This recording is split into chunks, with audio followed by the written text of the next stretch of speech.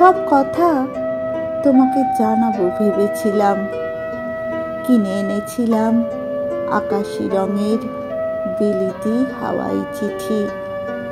সে চিঠির অক্ষরে অক্ষরে লেখা যেত, কেন তোমাকে এখনো চিঠি লেখার কথা ভাবি। লেখা যেত, আমাদের উঠোনে কামিনী ফুল গাছে এবার বর্ষায় ফুলের ছড়াছড়ি। তুমি আর একটু কাছে থাকলেই বৃষ্টি ভেজা বাতাসে সে সৌরভ তোমার কাছে পৌঁছত। আর তোমার উপহার দেওয়া সেই স্বচ্ছন্দ বিড়াল ছানা এখন এক মাথা মোটা অতিকায় হুলো। সারা রাত তার হুঙ্কারে পাড়ার লোকেরা অস্থির। তোমাকে জানানো যেত, এবছর কলকাতায় গ্রীষ্ম বড় দীর্ঘ ছিল। এখন পর্যন্ত বর্ষার হাত পাবো খুব সুবিধের নয়। এদিকে কয়েক মাস আগে নিউ মার্কেট অর্ধেকের বেশি পুড়ে ছাই।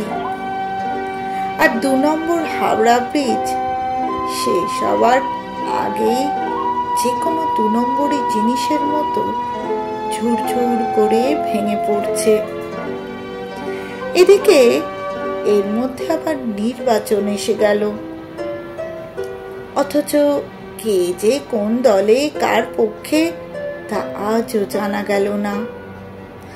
কিন্তু এইসব তোমাকে কেন জানাবো? এইসব খবরে তোমার এখন কোনো প্রয়োজন নেই। অথচ এর থেকেও কি যেন তোমাকে জানানোর ছিল। কিছু একটা আছে, কিন্তু সেটা যে ঠিক কি পরিষ্কার করে আমি নিজেও বুঝতে পারছি না।